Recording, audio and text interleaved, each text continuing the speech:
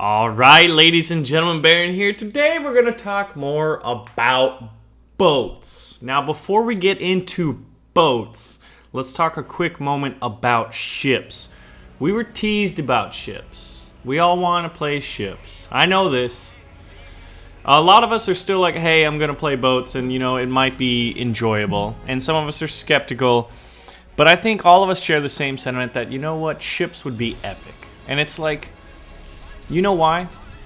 We have World of Warships out there, but it's not at least trying to go a realistic route where you'll fire, you'll damage, key components, key structures, key bits and pieces of an enemy capital ship.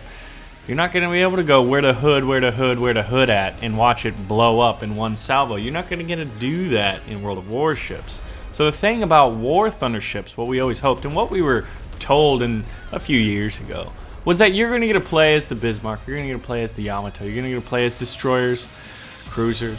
Hell, man. A lot of us were even musing what are carriers going to be like? Am I going to be able to play a carrier and my friends are going to be able to take off and land on me? And we're going to have those trolley friends who always manage to mess up their landing and accidentally run into the main tower and oh, sorry about the damage, bro. It's just a prank, bro. But we're all curious. We're all curious about what that would be like within the War Thunder engine. And I think with the announcement of ships a while ago, this is not news necessarily, but it's something I cannot help thinking about. Because I'm curious about what it would be like. And I feel like Gaijin's just there closing the door of curiosity and just keeping it locked. Why are you keeping this curiosity door locked? Who else feels like that, And it's something that I believe can change, and I feel like this is a free-to-play game. This is based off of... Free-to-play games are based off of, high player bases, high numbers of players in the game. And I think that's the key component, and I feel like it's almost more... Is it closer to a democratic purpose? Or a what? It's closer to a democracy in that... we as the players need to state what we want and what we need, because it's not like we ponied up $60 and then the game company maybe feels morally obligated to patch and update it. It's a little bit more intense than that, you know what I mean? They want us to keep playing and keep playing and keep playing. And this game is 4 years strong. How many other games? There's a new Battlefield... every 2 years, there's a new Call of Duty every year. They get their $60 every year, right? This game isn't going to come out with War Thunder 2 in the next year or two. I mean, they need us right now, so it's just come on now. Open up the curiosity door. Let me play as a capital ship. That being said, what we're going to be doing today is covering some dev vlogs on these new ships, and I'm just kind of going to, I'm going to tell my thoughts, as we go down. The ships look beautiful. The models look great. Torpedoes in War Thunder. Torpedoes, I'm happy about that. I think it's just more of I can't help being curious as to what is behind that door. So we're going to look at the American 77-foot Elco PT-20 class starter torpedo boat. So it makes it seem like it's a reserve, which is capable of performing very well even outside the sandbox. I'm not entirely sure what that means. Let's call... even outside the door of curiosity, where these things were designed to deal with capital ships. Yeah, maybe that's what they mean. This ship is even going to perform well outside of the door of curiosity. Basically meaning we don't have capital ships to go against. We've already acquainted players with boats from the American Electric Launch Company, shortened to ELCO, with Kennedy's famous PT-109. War Thunder's American Naval Tech Tree will have quite a few vehicles developed by this company, including the reserve 77-foot Elco PT-20. This boat will be at rank 1 in the U.S. Naval Tree and will be one of the first boats that War Thunder players will become familiar with in battle. In the summer of 1940, American Naval Command demanded the replacement of low-power and outdated 18-inch or 457mm torpedoes with the new 21-inch 533mm caliber torpedoes. Now, early in the war, American torpedoes were what you might call, or the scientific nomenclature would be, dog shit. They did not work very well. So increasing the caliber meant increasing the torpedo's length. However, the torpedo boots, what am I, German? Produced at the time were only 70 feet long, not long enough to house the larger torpedo tubes. In order to begin production and development of the new torpedo carriers as soon as possible, Elco's engineers suggested alterations to the design of a torpedo boat project from a previous state order, increasing its length by a whopping 7 foot, aka the center of an American basketball team. The first boat for which such changes were made was the PT-20, which became the pioneer of a new series of torpedo boats. Now let's take a look at the boat in game. The PT-20 is a medium-sized boat. Now it's giving us in meters. With medium speed, at full speed, the boat can reach 41 knots or about 75 kilometers per hour, which is slower than the Russian one. As for her armament, it's great for rank 1. The boat has two twin-twinned high-caliber Browning machine guns and fairings along the sides. But look at those turrets in the back. Although the turrets can't rotate 360 degrees, their arc of fire is limited. They're excellent at dealing with contemporary boats and small airplanes that try to launch an assault on the PT-20. The boat is equipped with 4 torpedo bays with a respectable 533mm torpedoes. Players will often see the very same torpedoes on higher-ranked boats, designed to kill capital ships. I threw that one in myself. The boat's command only has to aim well. These torpedoes will do the rest of the work in destroying any target above water. The 77-foot Elco PT-20 class torpedo boat is an excellent introductory vessel for small fleet warfare in War Thunder. This beautiful and dangerous boat will arrive in the first battles of War Thunder Naval Closed Beta Test. Join in. Well, I think a lot of people have already bought packs to get access to the CBT. And if you look at War Thunder, I think that part of the reason it did so well was because it wasn't World of Planes. It wasn't World of Warplanes, right? It came out, it was beautiful, it was free to play. I started out in the arcade battles. It was just an epic experience. It really was. And then tanks came out and they played distinguishedly different than World of Tanks, because you gotta think about who the competition is, right? What games are you competing with? What market space do you have? And in that regard, they did a very good job. I still think that the majority of players play planes.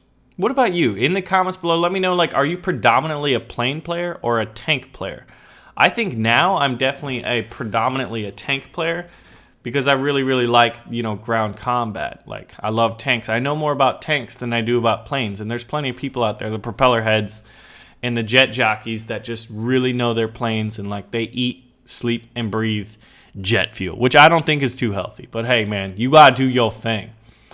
And I think one of the issues is that, if you look at the momentum of War Thunder, people saw that momentum was kind of dwindling with regards to the announcement, hey guys, War Thunder ships on the horizon. Oh, by the way, it's boats. It's brown water ships, small stuff. And a lot of these there's torpedoes being packed on all these stuff.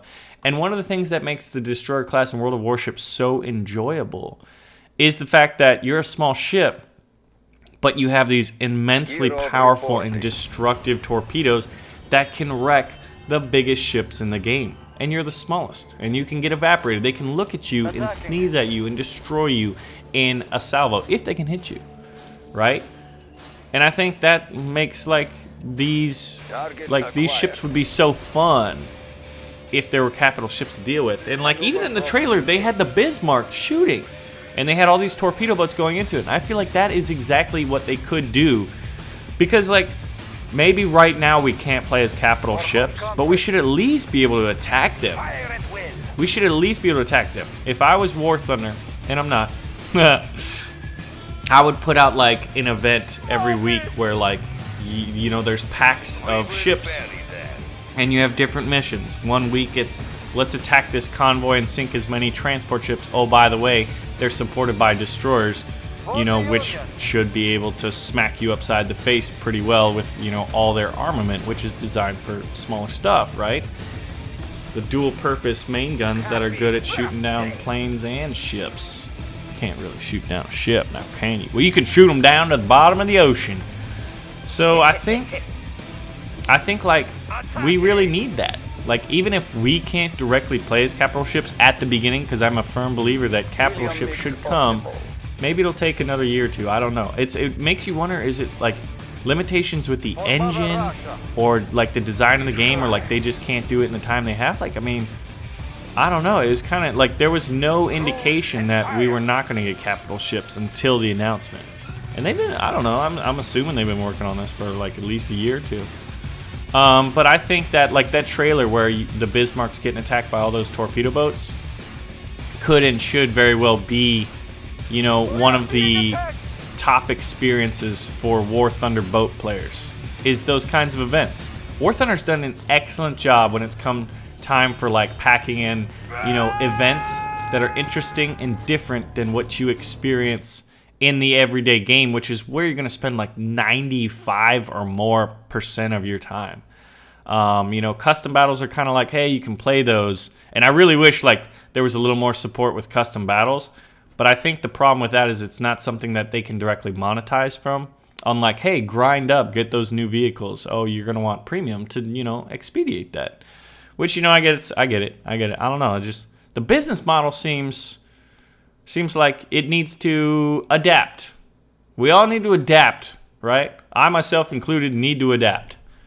But I'm just thinking it would be a lot of fun. Like you look at the April Fool's Day events, like the ST-1 Walkers, Godzilla, the Ponyland Air Force. That's just like some stuff they throw in for one day and one day only, and we never get to see it or touch it again.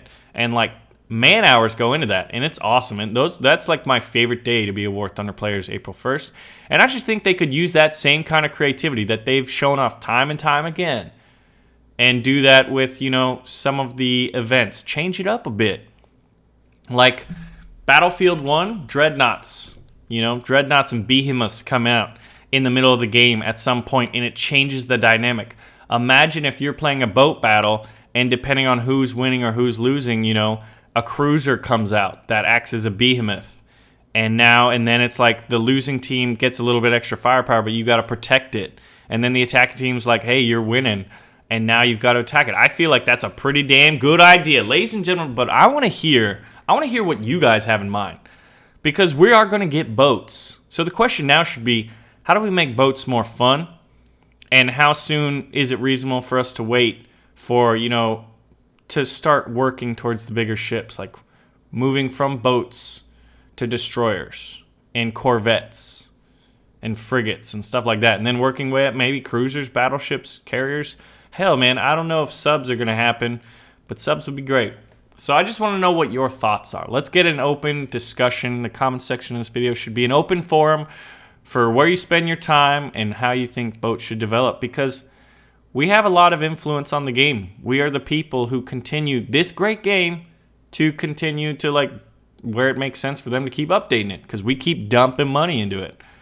So anyway, guys, my name's Baron. Thanks for watching. Make sure to pull the trigger on the like button, and let me hear your thoughts.